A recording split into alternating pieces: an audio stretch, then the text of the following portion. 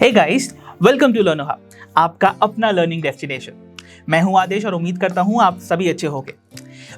पिछले कुछ दिनों में जब से हमने अपने इस चैनल पर आईसीएसई इंग्लिश सीरीज की अनाउंसमेंट की है, तब से बहुत सारे लोग हमसे काफ़ी सारे क्वेश्चंस पूछ रहे हैं। काफ़ी सारे लोग आईसीएसई इंग्लिश के सिलेबस, डिफ़िकल्टी और प्रिपरेशन स्ट्रैटेजी के साथ साथ हमारी सीरीज से रिलेटेड भी क्वेश्चंस पूछ रहे हैं।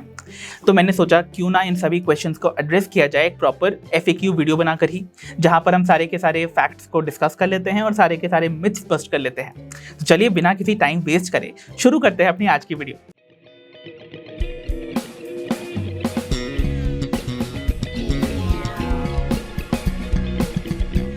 Let's begin with our very first question. ICSE English इतनी ज़्यादा डिफिकल्ट क्यों है? आईसीएसई इंग्लिश कोई रॉकेट साइंस नहीं है जिससे आप इतना ज़्यादा घबरा रहे हो। Let's break it down for you.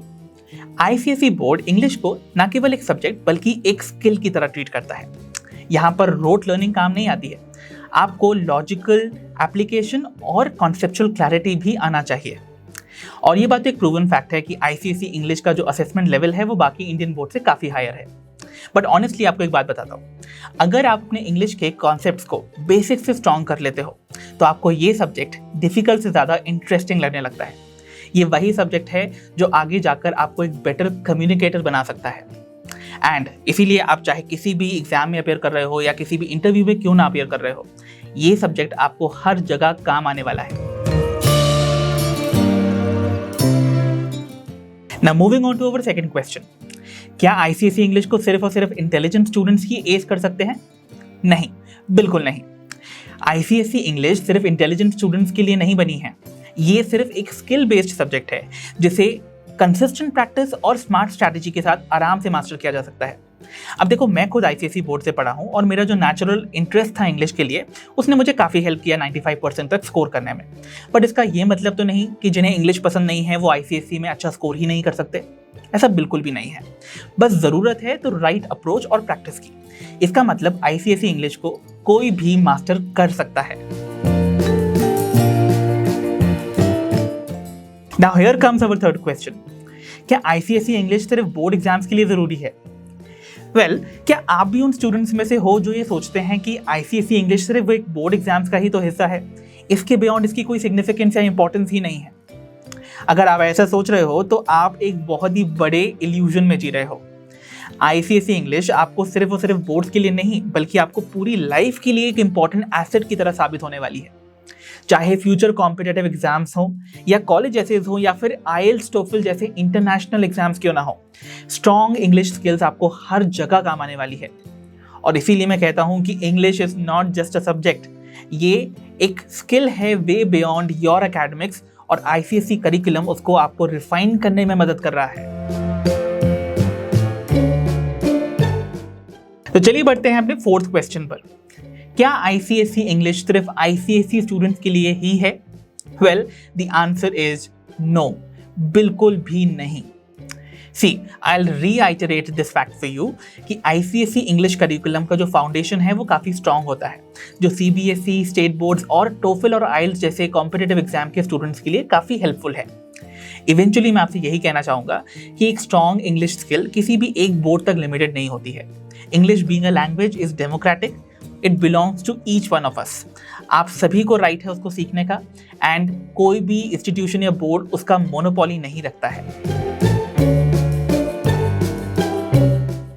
Now here comes our fifth and the most important question, which is ICSE English में best score कैसे लाएं? And the answer is very simple: strategy, practice and consistency, which I know is very difficult for most of the students to implement. चलिए ध्यान देते हैं एक एक करके। ICSE इंग्लिश प्रिपेयर करते time firstly never ignore grammar. Grammar को ignore बिल्कुल मत करना, क्योंकि उसका अच्छा खासा वेटेज होता है आईसीएसई इंग्लिश में। एक अलग से पेपर होता है सेपरेटली, एंड उसमें भी आप कह सकते हो कि पूरे इंग्लिश का जो स्कोर है उसका 50% मार्क्स सिर्फ ग्रामर ही कंट्रीब्यूट कर रहा है। Secondly, you must work on your writing style. Answers जब आप प्रेजेंट करोगे अपने आंसर स्क्रिप्ट्स में, remember they should be well structured. Thirdly, comprehension और क्रिएटिव राइटिंग पे फोकस करते रहो। एंड चौथा है जो सबसे इंपॉर्टेंट है, which is enormous practice. Which is why हमारी ICSE इंग्लिश सीरीज में हर कॉन्सेप्ट को पढ़ाने के बाद हम आपको बहुत सारे क्वेश्चन प्रैक्टिस करवाने वाले हैं। तो चलिए बढ़ते हैं हमारे आज के आखिरी क्वेश्चन पर, जो कि हमारी इस सीरीज से ही रिलेटेड है।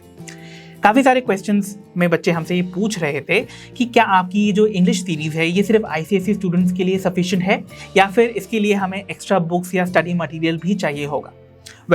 वैसे तो हमारी ये ICSE English series self sufficient है, बट अगर आप एक्स्ट्रा प्रैक्टिस करना चाहते हो तो डेफिनेटली बुक्स आपको हेल्पफुल होंगी। लेकिन सबसे इंपॉर्टेंट चीज़ क्या है, वो है कॉन्सेप्ट्स की क्लैरिटी एंड स्मार्ट लर्निंग। इसी वजह से ही ये सीरीज बनाई गई है ताकि आप इंपॉर्टेंट चीज़ों पर ही फोकस करें और अननेसेसरी बर्डन ना लें।